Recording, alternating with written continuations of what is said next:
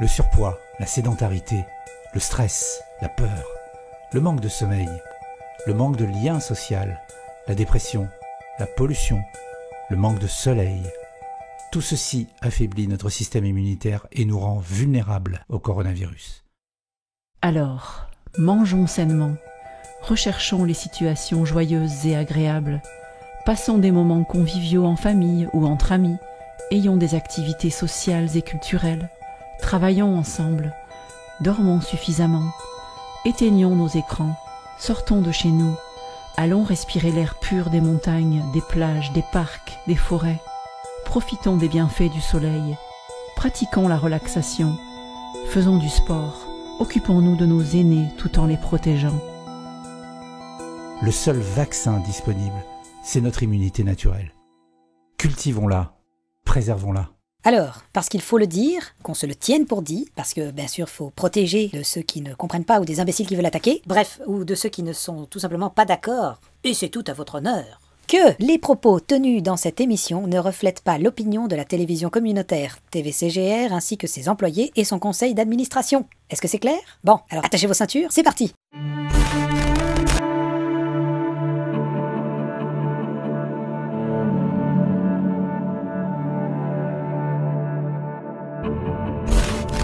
Quand on dit c'est la fameuse théorie du complot là, faut arrêter quoi avec ce mot quoi, faudrait le bannir. Hein, c'est un complotiste. C'est ce Mais qu'on a dit de vous. qui est un complotiste?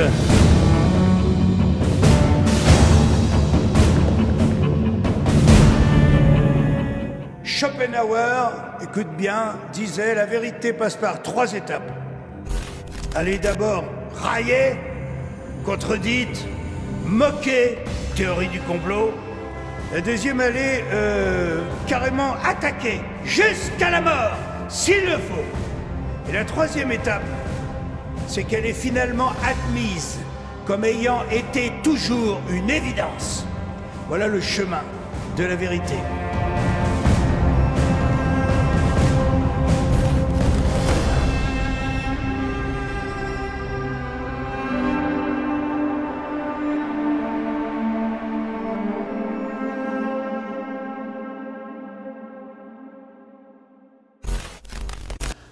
Alors, cette semaine, dans l'émission Enjeux de société, on fait un deuxième et dernier volet sur la liberté d'expression. Et donc, la semaine dernière, c'était moi qui avais donné donc, mon opinion sur ce sujet, basé aussi sur mes expériences. Mais j'aimerais maintenant apporter un regard d'une autre personne, qui va vous la traiter de façon peut-être un petit peu plus posée, structurée et réfléchie. Parce que la dernière fois, c'était un peu une réflexion tout en discutant avec moi-même. Mais cette semaine, nous allons écouter André Pitre. Je ne sais pas si vous le connaissez déjà, si vous le suivez un peu sur les réseaux sociaux, qui nous donne sa vision à lui et de la liberté d'expression et dont l'importance de la liberté d'expression au Québec. Voilà. Donc même si je suis au Mexique, on va quand même parler du Québec. Alors notre prochain conférencier, c'est une personne qui, j'allais dire, gagne à être découvert, mais il l'est de plus en plus.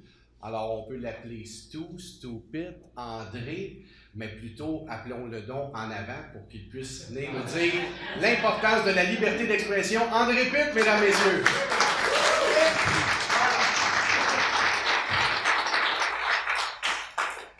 Bonjour tout le monde, merci beaucoup de m'avoir invité. Ça enregistre-tu? Ça enregistre. Merci Stéphane, merci Soyons Pouvoir. Ah, j'ai une petite carte. Non, ça, tout. Ne revenez plus jamais. Oh.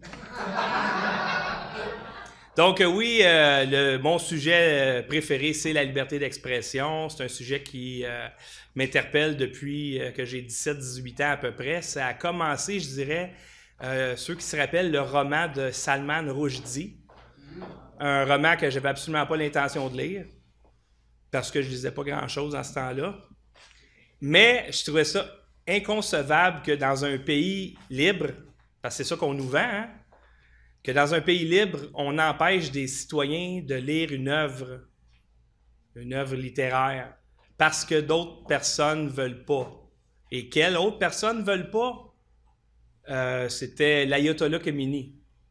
Donc, l'Ayatollah Khomeini décide de qu'est-ce que moi je peux lire et ce que je peux pas lire. J'ai suivi ce dossier-là et c'est là que ça a commencé. C'est là que je me suis dit que ça n'a aucun bon sens.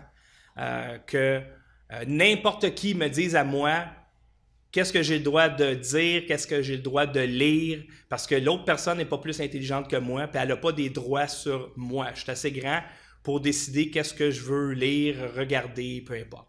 Alors, c'est de l'infantilisation. Liberté d'expression, c'est un droit humain fondamental. C'est dans la Charte des droits et libertés du Québec, qui est une loi qui a préséance sur toutes les autres lois. Tu ne peux pas faire une loi qui vient en contradiction avec ça.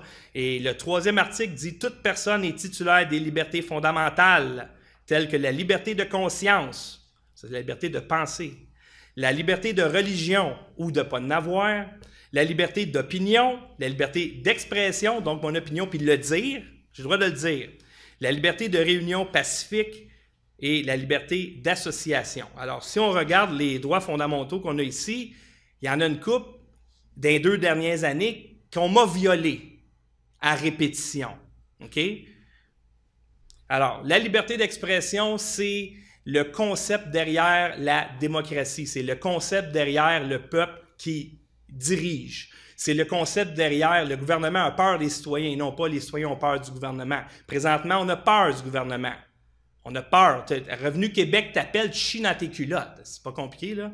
Parce que pour n'importe quelle raison, ils vont t'emmener un bill, puis n'importe qui t'appelle, la police t'arrête.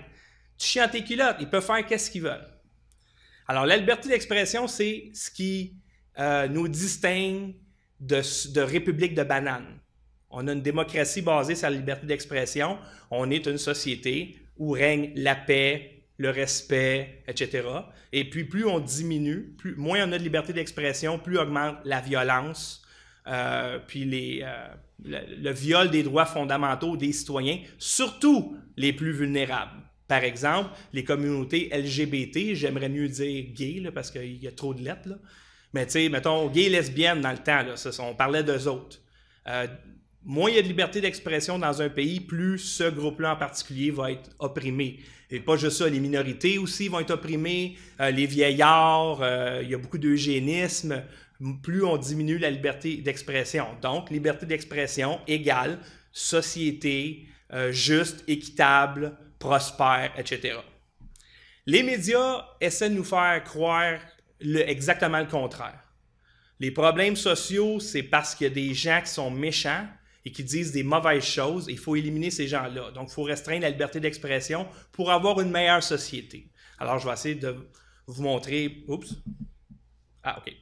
Je vais essayer de vous démontrer mes arguments. On va les comparer avec les arguments des médias, puis vous me direz à la fin si plus de liberté d'expression, c'est mieux que moins de liberté d'expression.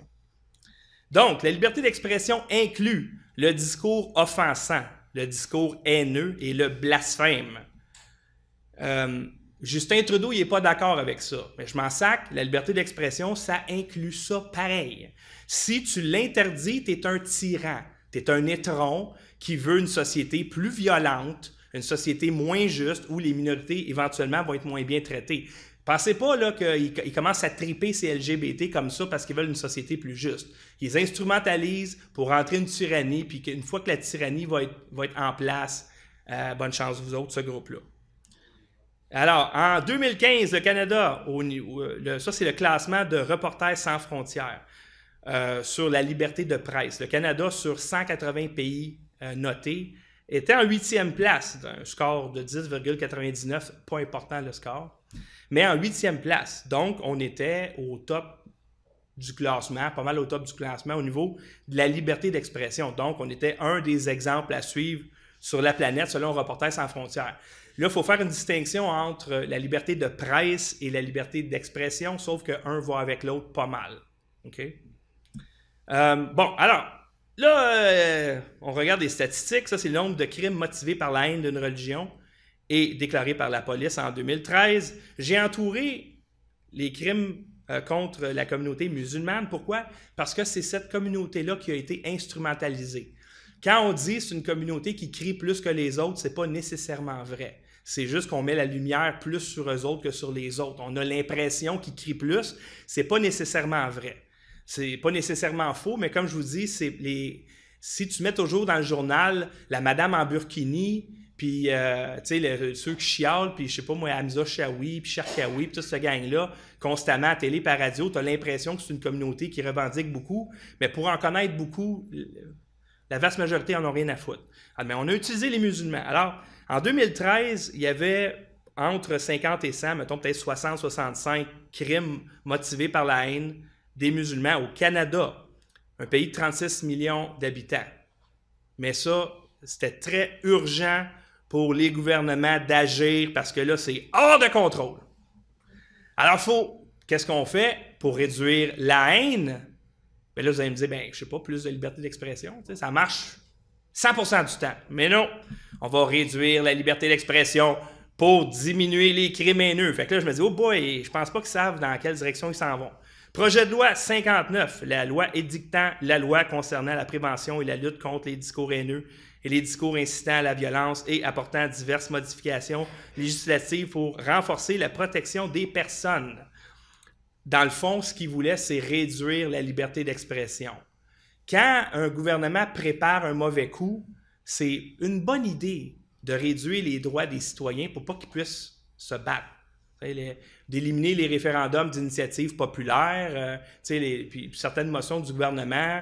Et ça, ça va. Quand un gouvernement commence à faire ça, puis à parler de bannir les armes, tu dis, ouh, il y a de quoi qui s'en vient. C'est un peu comme quelqu'un qui fait de l'arthrite, qui a mal dans les jointures, là. Ça, c'est ça. Celui qui fait de l'arthrite, il sait quand est-ce qu'il va mouiller. Alors, la liberté d'expression, quelle tactique ils ont utilisée? Première chose, on décide qui a accès à l'espace public. Parce que la liberté d'expression, je peux dire ce que je veux dans ma toilette. Des fois, j'aimerais ça qu'il y ait d'autres gens qui écoutent ce que j'ai à dire. Donc, comment ils font pour réduire l'accès à l'espace public? Il y a un billet d'entrée si vous voulez parler en public et avoir le consentement du gouvernement, des médias, etc., etc. Vous devez lever votre main, une main sur le cœur et dire « Je pledge allegiance », je ne sais pas c'est quoi en français, mais il y a une urgence climatique, pas un réchauffement, non, il y a une urgence. L'avortement, c'est le droit des femmes, elle a le droit de tuer son enfant de 6 ans, c'est considéré comme un avortement, il était petit anyway. La théorie du genre, il y a un nombre illimité de genres, c'est pas juste des hommes et des femmes, oui, pour pas blesser personne. L'immigration, il faut laisser rentrer tout le monde, puis si vous n'avez pas de cœur, si on laisse pas rentrer tout le monde, puis vous êtes juste des racistes de toute manière, le narratif des médias, tout ce qu'ils disent, c'est vrai. Les fake news, c'est ceux qui les contredisent. C'est pas une question qui dit la vérité, puis c'est très facile à démontrer quand les médias parlent de fake news. C'est quiconque nous démentit. Tu amènes une preuve, c'est un fake news. Okay? Il y a un journaliste récemment qui a reçu d'un de mes followers la conférence de presse intégrale de Maxime Bernier. Il dit « Hey, regarde, qu'est-ce qui s'est passé? » Non, c'est des fake news. La conférence intégrale pas éditée, ça, c'est un fake news. Ce que moi, je dis, c'est ça qui est la vérité. Et le racisme systémique, évidemment, le Québec, c'est un cancer, le racisme systémique. Donc, une fois que vous avez dit, juré, oui, je crois en tout ça, là, on va peut-être vous laisser parler en public. Ça, c'est un monsieur qui n'a pas compris le message. Il s'est ostiné avec des féministes sur Twitter et il est allé en procès. Il était passible de 6 mois de prison pour s'être ostiné avec des féministes parce que vous ne pouvez pas contredire des féministes, surtout pas dans les réseaux sociaux. Alors, une autre façon, c'est de mettre des étiquettes. Donc, une fois que vous avez levé votre main et dit « Je jure que je crois à tout ça », s'ils ne sont pas contents, ils vont vous mettre des étiquettes. Par exemple, vous pouvez avoir une personne qui est aimée de tous, qui n'est pas raciste, qui n'est pas... peu importe. Mais vous lui mettez une étiquette puis elle va devenir Adolf Hitler numéro 2, notamment ce monsieur, à qui on a collé toutes les étiquettes imaginables pour le discréditer. Donc, Ken Pereira, une journée, c'est Le chevalier, c'est le gars qui dit la vérité, c'est le gars qui dénonce, puis c'est celui qui fait un changement, etc. Et quand on n'en a plus besoin, ben là, il est rendu d'extrême droite, conspiration, nazi, xénophobe, transphobe. On met une étiquette. Puis une fois que l'étiquette est mise, c'est fini. Il n'y a rien qu'il peut faire. Il peut donner son rein à un musulman, puis ils vont le traiter d'islamophobe le lendemain matin. Ça ne le dérange pas parce que l'étiquette est là pour toujours. C'est plus un tatou qu'une étiquette pour vrai. Alors, maintenant, on doit ratifier une étiquette, parce que c'est pas n'importe qui peut mettre des étiquettes, n'oubliez pas. Là, moi, je peux mettre une étiquette les Antifas, c'est un groupe terroriste domestique. Ben, il faut qu'elle soit ratifiée. Et elle va être ratifiée soit par un média de masse ou par un soy boy. En bas à gauche, c'est un soy boy. Bon, peut-être si on est à Québec, les gens ne parlent pas super bien anglais, mais ça pourrait se traduire par un déshumidificateur de vagin, genre... Les femmes appellent ça un ami. C'est le gars qui vient réparer ton ordinateur chez vous parce que whatever, là. Mais si jamais il essaie de te donner un bec sur la joue, tu dis « Oh, retourne dans la case d'amis, mon cher. » Tu t'es aventuré un peu trop loin. Alors, c'est des gens qui vont pas te défendre d'une ruelle si tu te fais attaquer.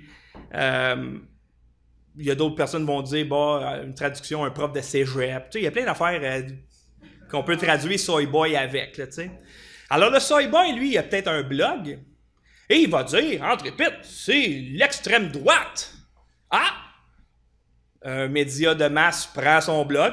Selon ce professeur de cégep-là, que tout le monde se calisse de, c'est un extrême droite. Ah!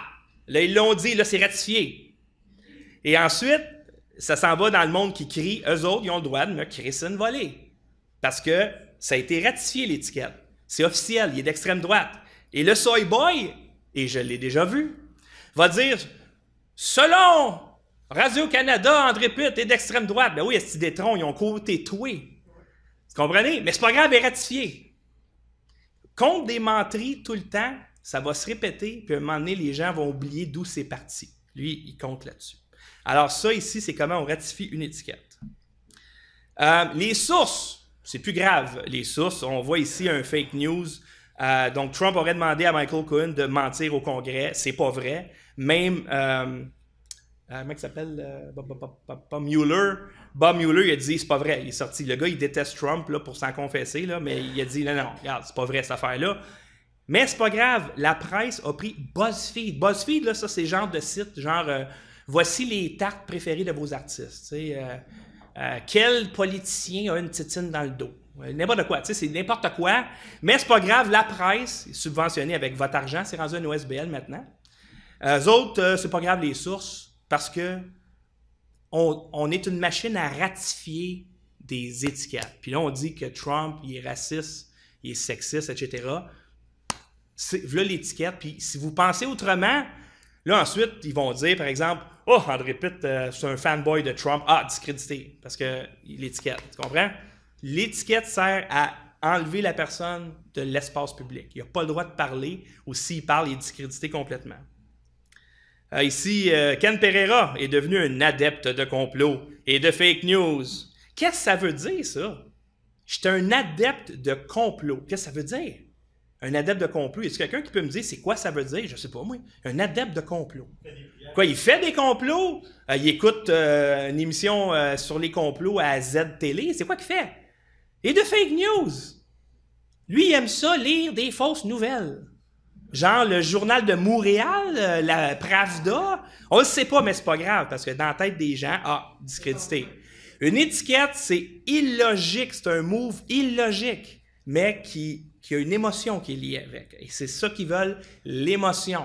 Chaque entrevue que j'ai faite avec un média de masse, puis j'ai écouté Ken aussi se faire interviewer par des médias de masse, toujours des buzzwords pour essayer de créer une émotion, pour que le lecteur, pas absorbe de l'information, mais se sente d'une certaine façon lorsqu'il lit l'article. Le colloque du mouvement républicain n'aura pas lieu au Collège de Maisonneuve. C'est là que j'ai connu votre chef Stéphane Blais. Donc, 10 personnes, dont un double médaillé du gouverneur général, Richard Lehir, un ancien ministre, tous des gens très honorables, ne peuvent pas parler dans l'espace public. Pourquoi?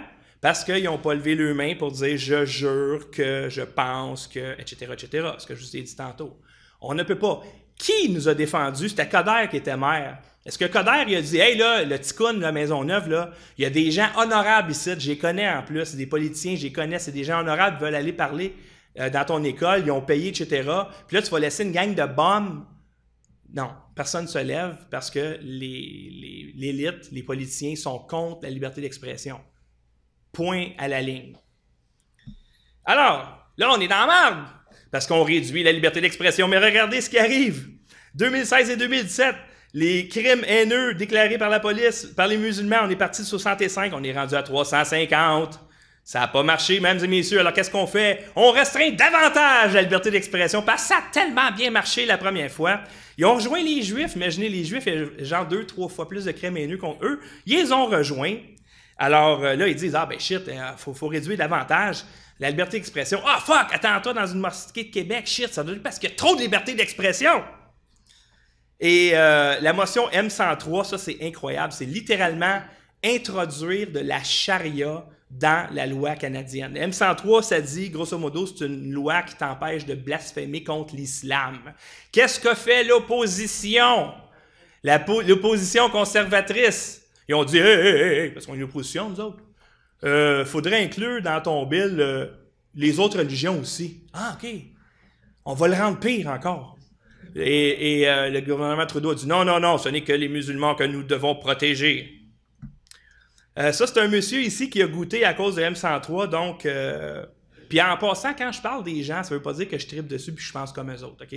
Je pense que tout le monde a le droit de parler, puis je vais défendre Yagi Singh autant que n'importe quel tata d'extrême droite, là. Donc, ce gars-là ici, c'est Kevin Johnston, je pense. Lui, il disait dans son show, parce que bon, il y a un show sur YouTube, il disait, si vous êtes un étudiant dans une école secondaire, puis il y a des prières musulmanes qui n'ont pas d'affaire d'être là, parce que, tu sais, on est un État laïque, ou, par exemple, s'il y a un imam qui, dans votre école, a un discours haineux, à ce moment-là, envoyez-moi les vidéos, je vous envoie 1000 $. C'est pour ça qu'on y a été accusé. C'est pour demander de l'information. Incroyable, hein? Mais ça ne s'arrête pas là.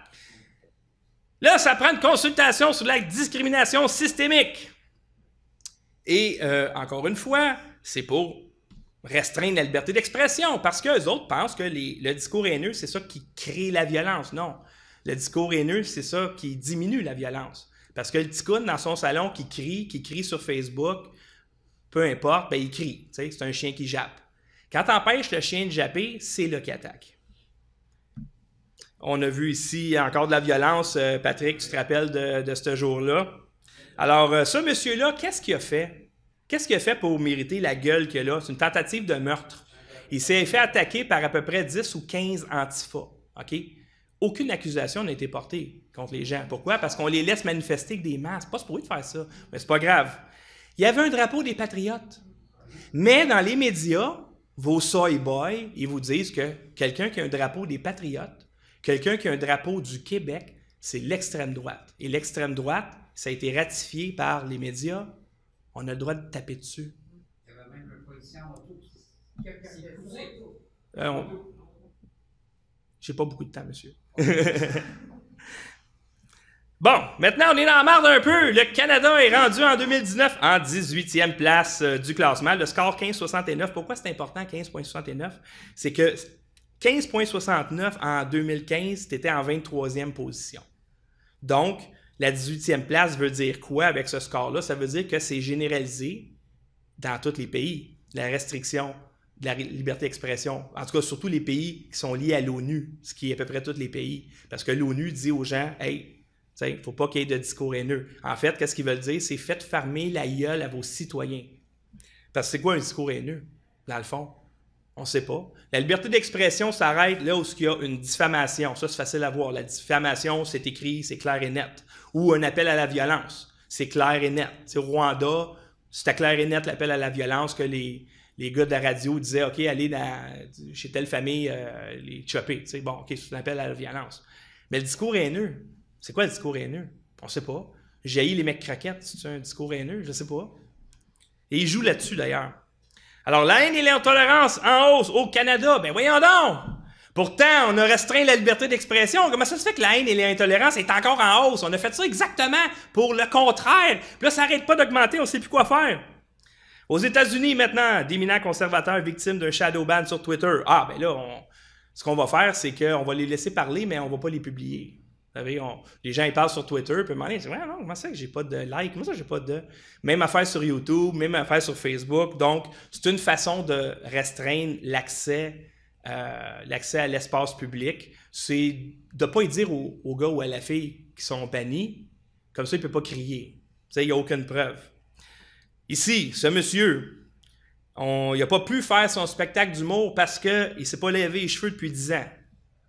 Et ça, c'est un trademark des Jamaïcains. Tu n'as pas le droit d'avoir des cheveux jamaïcains parce que c'est de l'appropriation culturelle. Tu ne peux pas faire ton show ici. Pas grand monde a crié. Non, pourquoi? Parce que même si ce gars-là, il a levé sa main et il a dit « Je pense que la femme peut se faire avorter, même quand son enfant a 6 ans. Il y a une urgence climatique. Ma masculinité est toxique. » Là, il arrive dans l'espace public. « Oh shit! T'as des dreads?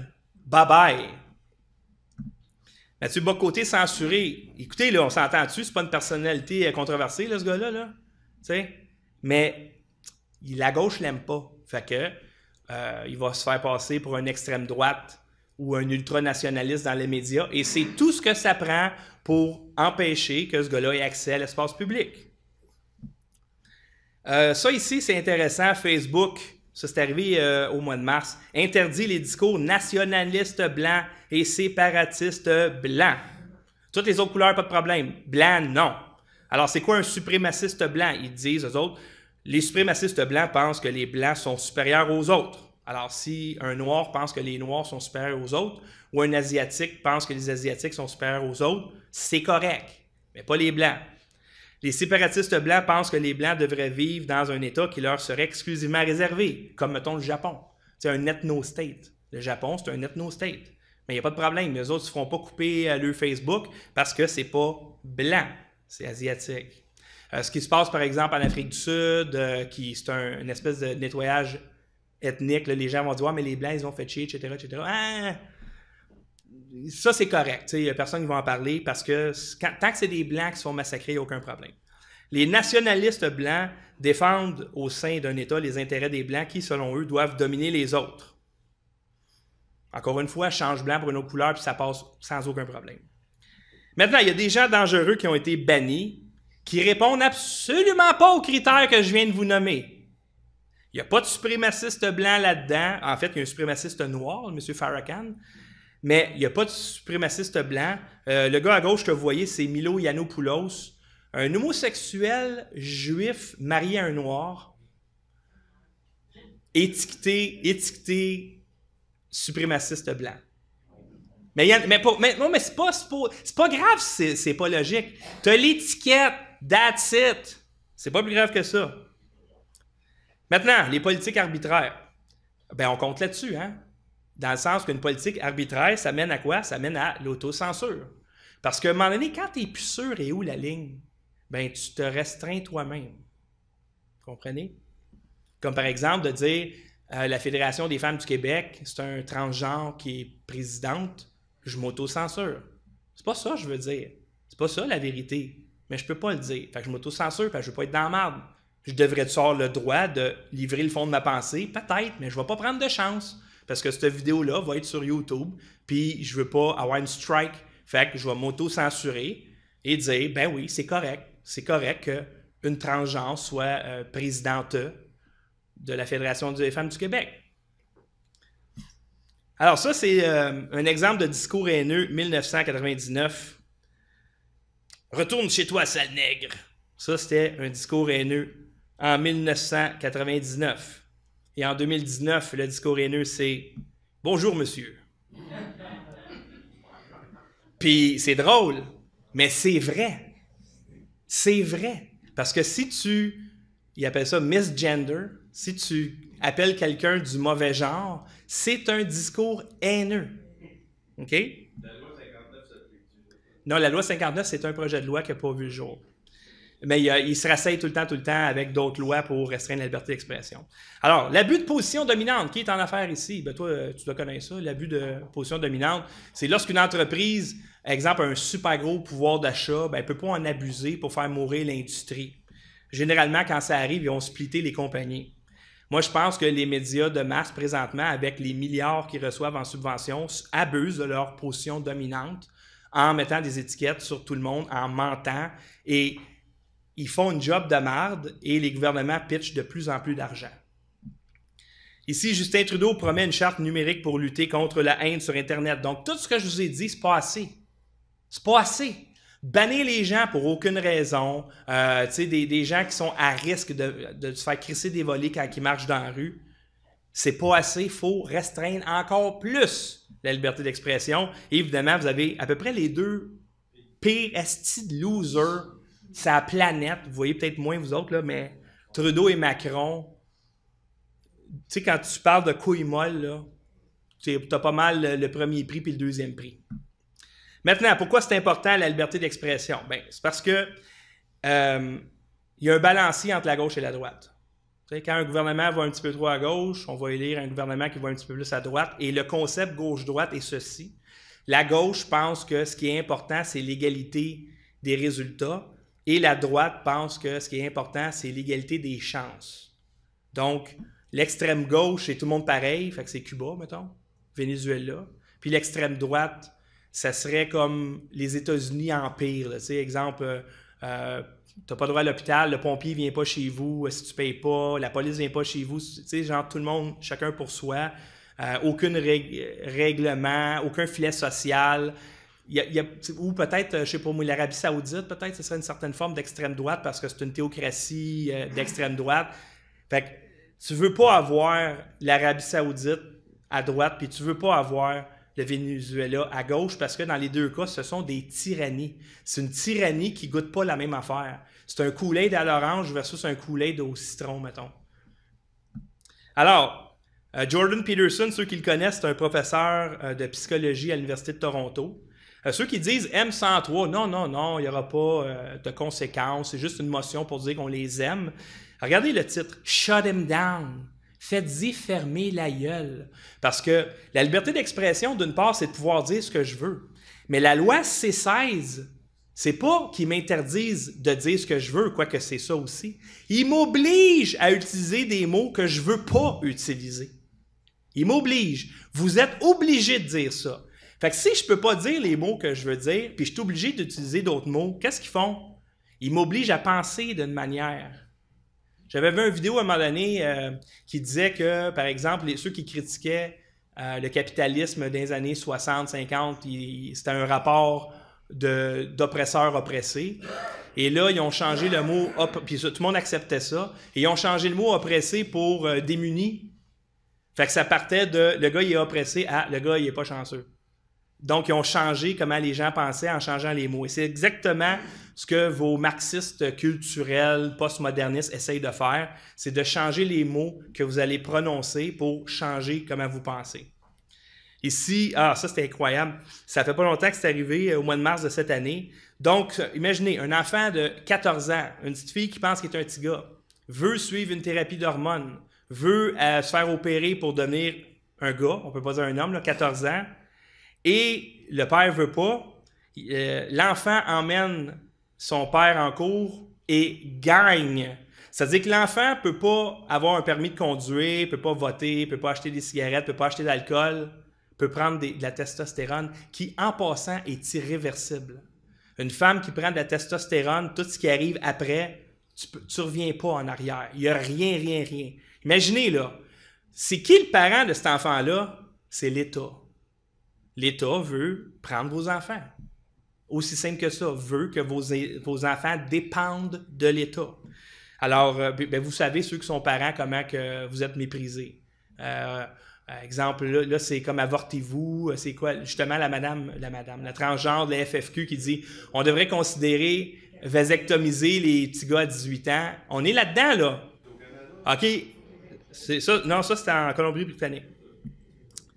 Qu'est-ce que les conséquences de le pendule va à gauche, à droite? S'il ne peut plus aller à droite, ça donne quoi? Ça donne du monde comme Michael Moore, qui défendait le travailleur dans les années 80-90, mais qui, dans sa tête à lui, puis il l'avait dit en entrevue à Bill Maher, c'est impossible que je considère un républicain comme candidat. Bill Maher, il avait parlé de Ron Paul, que peut-être tout le monde aime ici.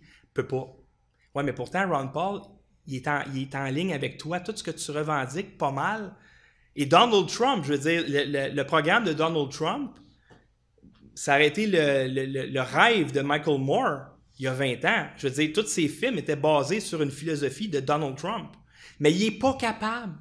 Fait que quand Bernie s'est fait voler, parce que c'est lui qui aurait dû représenter le Parti démocrate, à la place d'aller voir celui qui le représente plus au niveau politique, il est allé du bord d'Hillary Clinton.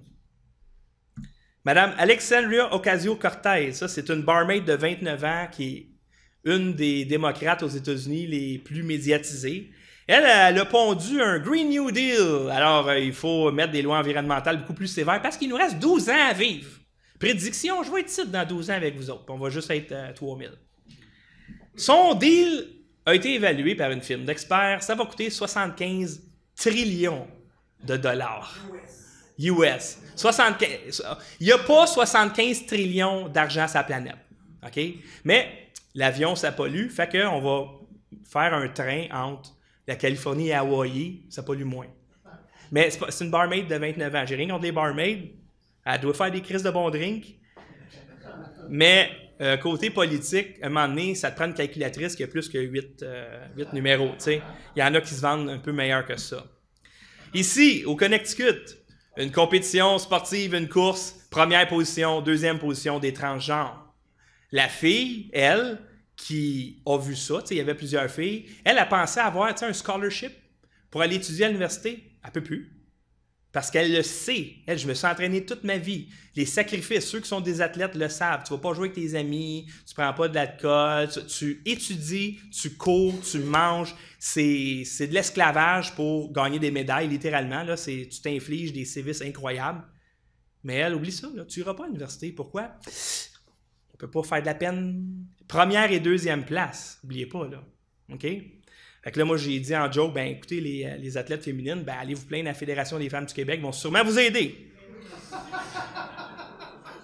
Maintenant, quand tu interdis un discours, t'interdis un discours conservateur ou plus de droite, ben ça donne le Venezuela. La tonne d'argent que vous voyez là, c'est le coût d'un rouleau de papier de toilette. Les gens au Venezuela se torchent avec leur argent. Parce que tu as crissement plus de papier dans le papier d'argent que dans le papier de toilette. Ils se torchent avec le cash. Littéralement. Ça essuie moins bien, tu en prends plus, mais au bout de la ligne, t'es regagnant. Tu t'en vas au guichet. Imagine-toi le temps que ça prend, avoir ce cash-là au guichet pour acheter un rouleau de papier de toilette. Voyons, Carlis, sûrement. Alors, mais ça, le Venezuela, n'oubliez pas, là, c'était un des pays les plus riches en Amérique latine il y a une vingtaine d'années. Ouais.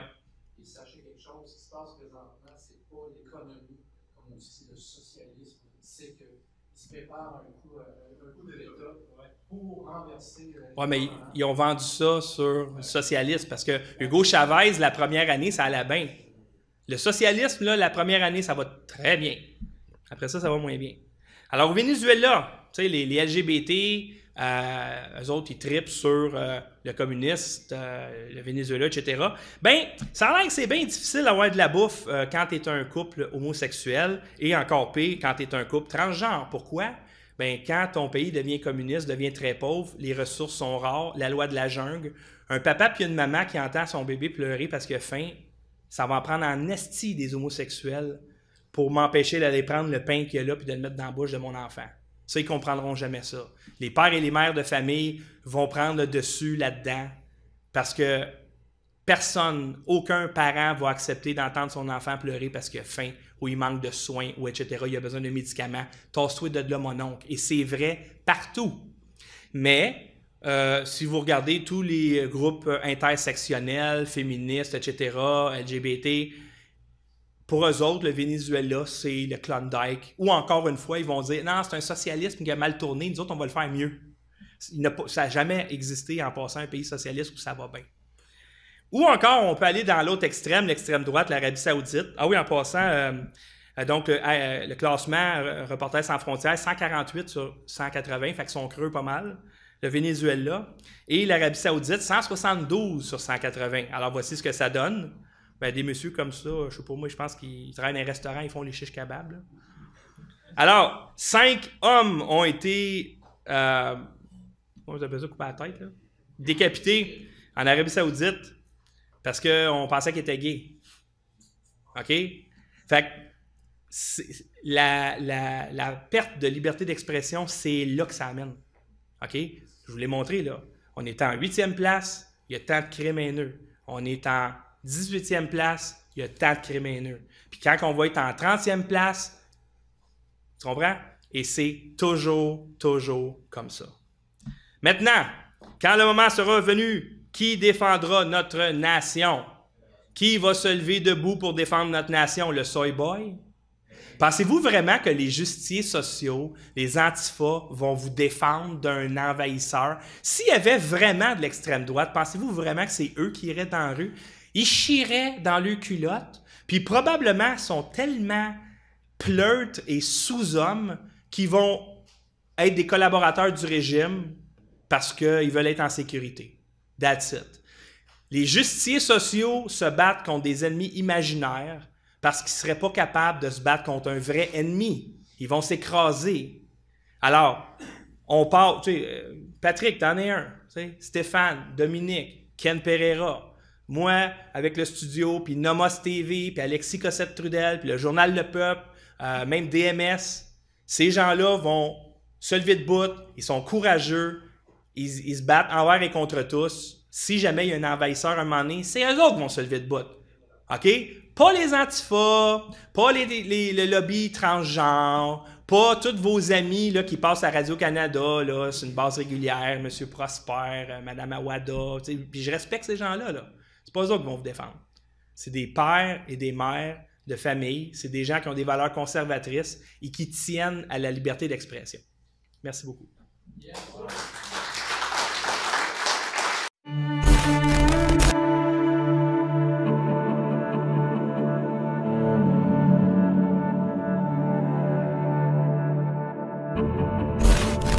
Quand on dit c'est la fameuse théorie du complot là, faut arrêter quoi avec ce mot quoi, faudrait le bannir.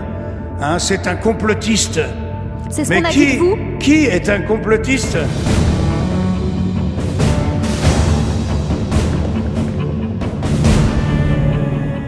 Schopenhauer, écoute bien, disait la vérité passe par 3 étapes. Elle est d'abord raillée, contredite, moquée, théorie du complot. La deuxième, elle est carrément attaquée, jusqu'à la mort, s'il le faut. Et la troisième étape, c'est qu'elle est finalement admise comme ayant été toujours une évidence. Voilà le chemin de la vérité.